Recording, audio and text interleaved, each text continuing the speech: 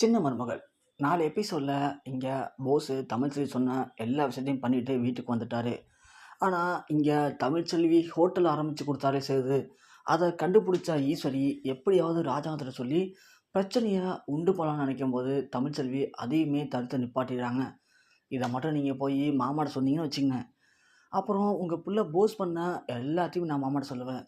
மாமா ஹோட்டல் நடத்துறதை விட ஒரு பொண்ணுடைய மானம் போடுறது தான் பெருசாக எடுப்பார். அப்போ யோசிச்சு பாருங்கள், அடி உங்களுக்கு தான் பயங்கரமாக விழுன்னு சொல்ல ஈஸ்வரி இப்போ நமக்கு கிடைச்ச 2வது வாய்ப்பும் கெட்டு போச்சு, இதுக்கு காரணம் அந்த போஸ் தான் அப்படின்னு சொல்லி கடுப்பில் நிற்கிறாங்க.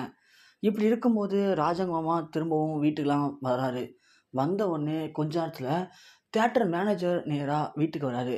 வந்துட்டு இன்னைக்கு கணக்கு பணத்தையும் கணக்கையும் கொடுக்கும்போது பணம் ரொம்ப கம்மியாக இருக்குது.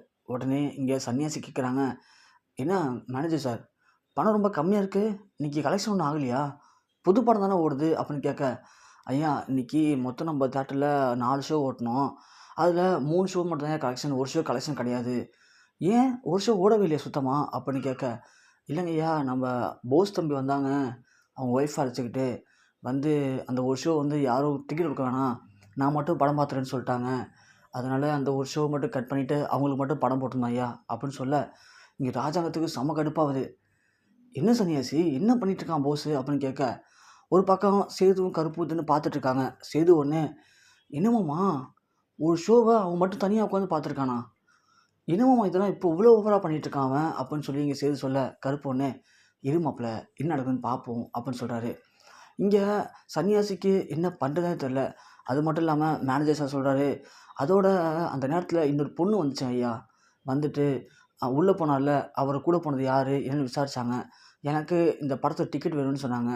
நான் தர முடியாதுன்னு சொன்னேன். கோடி ரூபாய் செலவானாலும் பரவாயில்ல, எனக்கு உடனே டிக்கெட் வேணும்னு சொல்லி அவங்க ஐயாவை பற்றி விசாரிச்சுட்டு இருந்தாங்க. அந்த பொண்ணு யாருன்னு தெரில ஐயா அப்படின்னு சொல்லவும் இங்கே ராஜாங்க சன்னியாசிக்கும் செம்ம கடுப்பாகுது. சன்னியாசி ஒன்று, ஈஸ்வரி ஈஸ்வரி அப்படின்னு கத்துறாரு. ஈஸ்வரி வேணா ஓடியாராங்க. என்னாச்சுங்க அப்படின்னு கேட்க, எங்கடி அவன் உன் பையன் போஸு, அவனை கூப்பிடுங்க அப்படின்னு சொல்ல மேலே படுத்துருக்காங்க. ஏன் துறை என்ன வெட்டி கிழிச்சிட்டாரு படுத்துருக்காரு, அவனை கீழே வர சொல்லி போல அப்படின்னு சொல்ல போஸும் உடனே கீழே இறங்கி வராரு. வந்தவுடனே சொல்லுங்கப்பா அப்படின்னு சொல்லுவோம். இங்கே சன்னியாசி கேட்குறாரு, ஏண்டா இன்னைக்கு என்ன பண்ண நீ காலைலேருந்து கொஞ்சம் வெளில போயிருந்தேன். என்ன வெளில போயிருந்த, படத்துக்கு போனியா தேட்டருக்கு? ஆமாப்பா தேட்டருக்கு போனேன். ஆமாம் மலை அழைச்சிட்டு போனேன், யார் அழைச்சிட்டு போனேன்? ஈஸ்வரி ஒன்று, என்ன கேள்விங்க இது, அவன் பொண்டாட்டி தான் அழைச்சிட்டு போனான், நீ வாய மூடி ஈஸ்வரி, யாரை அழைச்சிட்டு போனேன்? மலை தான் அழைச்சிட்டு போனேன். சரி அழைச்சிட்டு போனதாக இருக்கட்டும், படம் பார்த்துருக்க ஓகே, அதுக்குன்னு ஒரு ஷோவையே கட் பண்ணிவிட்டு நீ மலர் மட்டும் தனியாக உட்காந்து படத்தை பார்த்தீங்களா அப்படின்னு கேட்க, உடனே போஸ் ஒன்று, ஆமாம் மலர் ஆசைப்பட்டா அதான் அப்படி பண்ணேன் அப்படின்னு சொல்ல இங்கே சன்னியாசிக்கு செம கடுப்பாகுது. ஏண்டா ஒரு வேலை செய்கிறதில்ல, காலையில் எலெக்ஷனுக்காக அவ்வளோ வேலை அண்ணன் சொன்னார், எல்லாத்தையும் செய்ய முடியாதுன்னு சொல்லிட்டு தனியாக போய் உட்காந்து ஒரு கலெக்ஷன் ஃபுல்லி கெடுத்துட்டு படம் பார்த்துருக்கேடா, இதெல்லாம் என்ன காரியம்டா இதெல்லாம் அப்படின்னு சொல்ல ஈஸ்வரிக்கு அப்போ தான் தெரியுது இந்த விஷயம். ஏடா போஸு அப்படின்னு கேட்க, மா தமிழ்ச்செல்வி சொல்லி தான் செஞ்சேன், கம்மனு இரு அப்படிங்கிற மாதிரி போஸு பொறுமையாக தமிழ்ச்செல்வி காதில் சொல்கிறாரு. இங்கே போஸால் ஒன்றுமே பேச முடியல. அது மட்டும் இல்லாமல் தமிழ்ச்செல்வியும் வந்து நின்று பார்த்துட்ருக்காங்க. அப்போது சன்னியாசி சொல்கிறாரு, ஆமாம் அதுவும் இல்லாமல் உனக்கு தேட்டரில் ஒரு பொண்ணு தேடி வந்துச்சாமே, அந்த பொண்ணு என்னமோ உன்னை பார்த்தே ஆகணும், கோடி ரூபா செலவு பண்ணாலும் பரவாயில்ல, எனக்கு டிக்கெட் கொடுங்கன்னு சொல்லிச்சாமே, அந்த பொண்ணு யார் அப்படின்னு கேட்க, அப்போ தான் போஸுக்கு புரியுது, ஆகா படம் பார்த்துட்டு இருக்கும்போது அனிதா கால் பண்ணிகிட்டே இருந்தாலே, அப்போது அனிதா நம்மளை பார்த்துருப்பாளா, இப்போ இந்த விஷயம் தெரிஞ்சுதுன்னா தேவையில்ல பிரச்சனை வருமேன்னு சொல்லிட்டு போஸ் ஒன்று டக்குன்னு, எதுக்கு இப்போ நீங்கள் என்னை கேள்வியாக கேட்டுருக்கீங்க, நான் தான் காலையில் சொன்ன படத்துக்கு போகணுன்னு சொல்லிட்டு, இந்த வீட்டில் எனக்கு நிம்மதியே இல்லை, ஆளுக்கால் என்னை போட்டு டார்ச்சர் பண்ணுறீங்க அப்படி இப்படின்னு பேசிவிட்டு, நான் இப்போ இந்த வீட்டில் இருக்கிறது உங்களுக்கு பிரச்சனை அப்படின்னு சொல்லிட்டு உடனே பேக் எடுத்துகிட்டு ரொம்ப வேகமாக வீட்டை விட்டு கிளம்புறாரு வெளியில் போஸு. அதை பார்த்து ஈஸ்வரி கத்துறாங்க, போஸு நில்டா எங்கடா போகிற, இப்போ என்னடா கேட்டாரப்பா ஏன்டா கோச்சிட்டு போகிறேன்னு சொல்ல போஸு வேகமாக வீட்டை விட்டு போகிறாரு. அதை பார்த்து சேது எங்கள் மாமாட்ட சொல்கிறாரு, என்னமாம்மா பேசிகிட்டு இருக்காங்க, இவன் பாட்டு எனக்கான வீம்புக்கு போகிறான் அப்படின்னு சொல்ல, அதான் மாப்பிள்ள பாரு எப்படி இருக்கான்னு சொல்லிட்டு அப்படின்னு சொல்கிறாங்க. தமிழ்ச்செல்விக்கு இங்கே ரொம்ப சந்தோஷமாக இருக்குது, அப்பா போய் தொலையிட்டு இவன் போய் தொலைச்சிட்டானா இங்கே திரும்பவும் மாமா பழையபடி பெரிய மாமா கூட ராசி ஆகிடுவார் அப்படிங்கிற மாதிரி சந்தோஷமாக நிற்கிறாங்க. ஒரு பக்கம் ஈஸ்வரிக்கு இதுக்கெல்லாம் காரணம் தமிழ்ச்செல்வி தானே அப்படிங்கிற மாதிரி நினைக்கிறாங்க. போஸு வெளில போனதுக்கு காரணமே நாம் இங்கே இருந்தோம் அப்படின்னா அடுத்தடுத்து தமிழ்ச்செல்வி ஏதாவது ஒன்று பண்ணிக்கிட்டே இருப்பாள், நம்மளை பண்ண சொல்லுவா, நம்ம செய்யலை அப்படின்னா பிரச்சனை வரும், செஞ்சனா மாமாக்கிட்டேயும் பெரியப்பாக்கிட்டேயும் அப்பாக்கிட்டேயும் பிரச்சனை வரும், நாம் இங்கே இருக்கிறத விட வெளில இருக்கிறது தான் நல்லது. கொஞ்ச நாளைக்கு வெளியிலே இருக்கலாம்னு சொல்லி போஸு பேக்கை தூக்கிட்டு போயிடுறாரு. ராஜாங்கம் என்ன சன்னியாசி இப்படி பண்ணுறான் அவன் அப்படின்னு சொல்லிட்டு ரொம்ப கோவமாக துண்டை தூக்கி உதறிட்டு ரூமுக்கு போகிறாரு. இங்கே என்ன பண்ணுறதுன்னு தெரில. சித்ராவும் ஈஸ்வரியும் ரொம்ப கண் கலங்கி நிற்கிறாங்க. அப்படியே எல்லாமே படுத்துடுறாங்க. அடுத்த நாள் காலையில் ராஜாங்கம் எலெக்ஷன் வேலைக்காக வெளில போகணுன்னு சொல்லி கருப்புக்கிட்ட கார் ரெடி பண்ண சொல்கிறாரு. சொல்லிவிட்டு ராஜாங்கம் கிளம்பி நேராக கார்கிட்ட போகிறாரு. என்ன கருப்பு கார் ரெடி ஆச்சான்னு கேட்க, ஐயா அது வந்து அப்படின்னு தலை செஞ்சுட்டு நிற்க, என்னாச்சு கருப்பு என்ன பிரச்சனை அப்படின்னு கேட்க, ஐயா ஒரு நிமிஷம் பாருங்களேன் அப்படின்னு சொல்லி கதவை திறந்து பார்த்தா உள்ளே நம்ம போஸு அடிபட்டு காயத்தோட உள்ளே கிடக்குறாரு. அதை பார்த்த ராஜாங்கம் என்னாச்சு இவனுக்கு அப்படின்னு கேட்க, உடனே இல்லைங்கய்யா அப்படின்னு சொல்லி கருப்பு சொல்கிறாரு. நேற்று நைட்டு வந்துட்டு இருந்தேன் என் காரில், விடிய காலில் வரும்போது பார்த்தா ரோட்டு ஓரத்தில் போஸு அடிபட்டு கிடந்தாரு, அதான் தூக்கிட்டு வந்தேன் அப்படின்னு சொல்ல, அடிபட்டு கிடந்தானா இல்லை என்ன நடந்துச்சு, இல்லை குடிச்சிட்டு திரும்ப பழையபடி போய் எங்கேயா சண்டை போட்டானா சொல்லு கருப்பு அப்படின்னு கேட்க, டக்குன்னு சேது வந்துடுறாங்க, ஈஸி வந்துடுறாங்க. என்னாச்சு என்னாச்சு மாமா ஏன் கத்திட்டு இருக்கீங்கன்னு பார்த்தா உள்ளே போஸ் அடிபட்டு கிடக்குறான். அதை பார்த்தோன்னே ஈஸ்வரி துடிச்சு போயிடுறாங்க. உடனே சேது ஒடியன்னு தூக்குறாரு. தூக்கிட்டு உள்ளே கொண்டு போகிறாங்க. உள்ளே கொண்டு போய் தண்ணிலாம் தெளித்து பார்த்தா போஸு எந்திரிக்கவே இல்லை. உடனே காயத்துக்கெல்லாம் மருந்து போடுறாங்க. ஒரு பக்கம் ஈஸ்வரி அழுகுறாங்க. ஏன்டா தம்பி இப்படி நேற்று கோச்சிட்டு வெளில போனேன், உனக்கு என்னடா ஆச்சு அப்படின்னு சொல்லிட்டு சொல்கிறாங்க. அப்போ தான் கருப்பு சொல்கிறாரு, இல்லைங்கய்யா காலை வந்துட்டு இருந்தேன், அப்போதைக்கு நம்ம செல்லப்பாண்டி தான் போட்டு போஸ் அடிச்சிட்டு இருந்தாரு. அப்போ நான் வந்த உடனே அவனை ஒழுங்காக வச்சுக்கோங்க, இதுக்கு மேலே இப்படி நடந்துச்சு அப்படின்னா அவன் தலையே எடுத்துருவேன் அப்படின்னு சொல்லிட்டு போயிட்டாரு அப்படின்னு சொல்ல, ராஜாங்க உடனே கொந்தளிக்காரு. என்ன வந்து செல்லப்பாண்டிக்கு சும்மா எப்போ பார்த்தாலும் நம்ம கூட சண்டை போட்டுட்ருக்கான் அவனை அப்படின்னு சொல்லி கிளம்ப, உடனே கருப்பு சொல்கிறாரு, ஐயா ஐயா இருங்க ஐயா, இங்கே நேற்று வேறு ஏதோ பிரச்சனை நடந்திருக்கு ஐயா அப்படின்னு சொல்ல, என்ன பிரச்சனை நடந்துச்சு அப்படின்னு கேட்க, அப்பத்தா தமிழ்ச்செல்வி அப்புறம் ஈஸ்வரி சித்ரான்னு திருன்னு முடிச்சிட்ருக்காங்க. ஒருவேளை ஈஸ்வரி நினைக்கிறாங்க தமிழ்ச்செல்வி நடந்த எல்லாத்தையும் அவங்க அப்பாட்ட சொல்லியிருப்பாளோ, அதனால தான் அவங்க அப்பா அடிச்சிருப்பானோ, ஐயோ பிரச்சனை முடிஞ்சு நினச்சா திரும்ப ஆரம்பிக்குது அப்படிங்கிற மாதிரி ஈஸ்வரி பயந்து போய் நிற்கிறாங்க. இப்படி பேசிகிட்டு இருக்கும்போதே வெளியில் செல்லப்பன் சத்தம் கேட்குது. யார் வீட்டுக்குள்ளே வெளில வாங்கலாம் அப்படின்னு சொல்லிட்டு உடனே ராஜாங்க வெளில போய் பார்க்குறாரு. செல்லப்பாண்டியாக இருக்குது. செல்லப்பாண்டி வசந்தி ரெண்டு பேரும் நிற்கிறத பார்த்து செல்லப்பாண்டி கடுப்பாகிறாரு, கொந்தளிக்கிறாரு.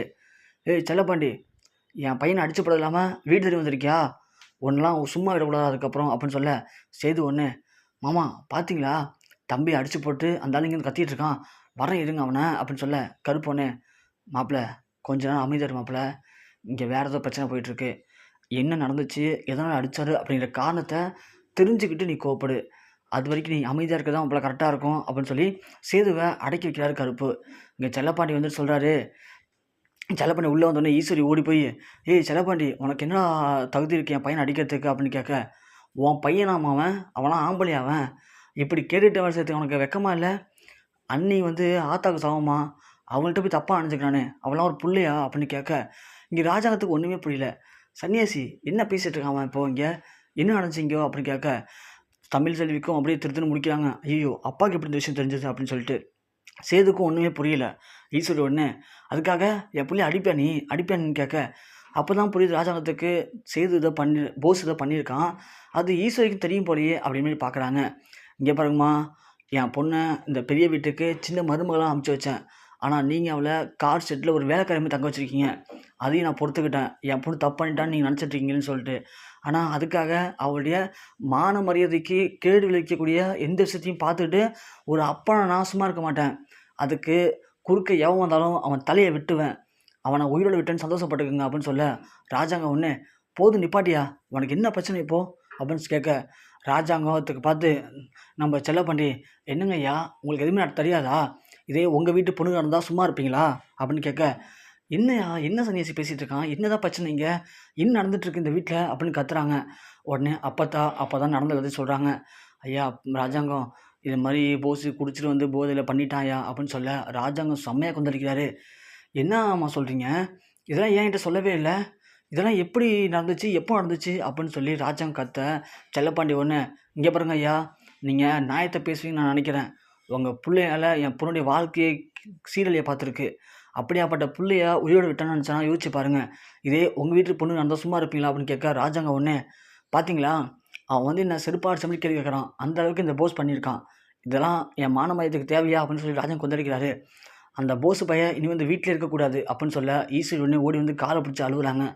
மாமா அவள் ஏதோ போதையில் தெரியாமல் பண்ணிட்டான் மாமா, தப்பு பண்ணிட்டான் மன்னிச்சிருங்க மாமா, அவன் இனிமேல் பண்ண மாட்டான் மாமா, அவனுக்கு நான் புத்திமை சொல்லிட்டேன் மாமா அப்படின்னு சொல்ல, உடனே ராஜாங்கம் பார்த்து செல்லுலாபாண்டி கேட்குறாரு, ஏங்க ஐயா அந்த பையன் வீட்டுக்கு வெளியே இருக்கக்கூடாதுன்னா வெளியே போய் சந்தோஷமா இருக்கணுமா? என் பொண்ணு தப்பு பண்ணிட்டான்னு சொல்லி அவளுக்கு இதே வீட்டு தண்டனை கொடுத்து வச்சிருக்கீங்களே, கார் ஷெட்ல தங்க வச்சு. அந்த மாதிரி அவனுக்கும் இதே வீட்டு தண்டனை கொடுங்க. அப்போ தான் அவன் நம்ம பண்ண தப்புன்னு சொல்லி எல்லார் முன்னாடியும் பார்த்து திருந்துவான் அப்படின்னு சொல்ல, உடனே ஊர் பஞ்சாயத்து தலைவர்ல ஒருத்தர் மட்டும் வந்திருக்காரு செல்லப்பாண்டி துணையா. ஆமா ராஜாங்கம், அவன் செல்லப்பாண்டி சொல்கிற மாதிரி ஊருக்கு ஒரு நியாயம் உனக்கும் நியாயம் இல்லை. உன் பையனாக இருந்தாலும் தண்டனையாக இருக்கணும் அப்படின்னு சொல்ல ராஜாங்கம் ஒன்று, சரி என் பையன் பண்ண தப்பு தான், அதுவும் அந்த தமிழ்ச்செல்வி வீட்டை தப்பானதுக்கு முயற்சி பண்ணியிருக்காங்கன்னு எனக்கு தெரியாது. அதனால் இனிமேல் தமிழ்ச்செல்வி அவங்களுக்கு தங்க வேணாம், வீட்டில் அவங்களுக்கு ரூம் தரோம், அங்கே தங்கிக்கிட்டோம். அதே கார் செட்டில் இவன் தனியாக தங்கிக்கிட்டு அங்கேயே சமைச்சு சாப்பிட்டுட்டு தனியாகவே இருக்கட்டும், அவனுக்கு அதுதான் தண்டனை அப்படின்னு சொல்ல, ஈஸ்வரி மாமா இந்த தண்டனைலாம் வேணாம் மாமா, அவன் புள்ள பாவம் கை காலெல்லாம் உடஞ்சிருக்கிறான் மாமா, அவனால் ஒன்றும் பண்ண முடியாது மாமான்னு சொல்ல, ஈஸ்வரியை பார்த்து முறைக்கிற ராஜாங்கம், ஈஸ்வரி புள்ளைய வளர்க்க தெரியாமல் வளர்த்துட்டு என்ன இவ்வளோ பேர் முன்னாடி அசிங்கப்படுத்தி தலைக்குனி வச்சுட்டேன், இதுக்கு மேலே எதனா பேசணும் அப்படின்னா நீங்கள் யாரும் இந்த வீட்டில் இருக்க மாட்டீங்க அப்படின்னு சொல்லி காலை உதறி விட்டு ராஜாங்கம் உள்ளே போகிறாரு. சேது ஒன்று, மாமா இவன் என்ன காரியம் பண்ணியிருக்கான் பார்த்தியா, இவனை விட விடாது மாமா அப்படின்னு சொல்ல, விடு மாப்பிள்ள, நான் தான் அப்பயே சொன்னேன்ல இவன் ஏதாவது பண்ணியிருப்பான்னு சொல்லிட்டு, விடு அதான் மாமா தண்டனை கொடுத்துட்டார்ல பார்த்துக்கலாம் விடு அப்படின்னு சொல்லி சேதுவை அடக்கி அழைச்சிட்டு போகிறாரு. செல்லப்பாண்டியும் இந்த ஒரு ஒன்று போதும் எனக்கு, என் பிள்ளை இப்போது வீட்டுக்குள்ளே போயிட்டா, இனிமே அவளை எல்லாம் புரிஞ்சுப்பாங்கன்னு நினைக்கிறாங்க. ஈஸ்வரி ஓடி வந்து, செல்லப்பாண்டி வீட்டுக்குள்ள வந்த பையனை கார் செட்டு கொண்டு வச்சுட்ட, உன் பொண்ணை வீட்டுக்குள்ளே கொண்டு போயிட்டு சந்தோஷப்படுறியா, கூடி சீக்கிரம் உன் பொண்ணை நடுத்தரு கொண்டு வருவான் பாரு அப்படின்னு சொல்ல, நீங்கள் நினச்சிட்டே இருங்கம்மா, கண்டிப்பாக என் பொண்ணோட நல்ல மனசுக்கு அவள் இந்த வீட்டில் நான் ஆசைப்பட்ட மாதிரி சின்ன மருமகளாக வாழ தான் போகிறான் அப்படின்னு சொல்லிட்டு செல்லப்பாண்டி அங்கேருந்து போகிறாங்க. ஈஸ்வரியும் சித்ராவும் போஸை பார்த்து அழுகுறாங்க. இந்த நாயை நான் எப்படிலாம் வளர்க்கணும்னு ஆசைப்பட்டேன், ஆனால் அந்த நாயை குடிச்சிட்டு இன்றைக்கி என்ன மாதிரி காரியம் பண்ணியிருக்க பாரு, இது செத்து தொலைந்தாலே போதும் எனக்கு உயிர் இருக்கிறதுக்கு பதில் அப்படின்னு சொல்லி ஈஸ்வரியும் சித்ராவும் அங்கேயே உட்காந்து அழுகுறாங்க.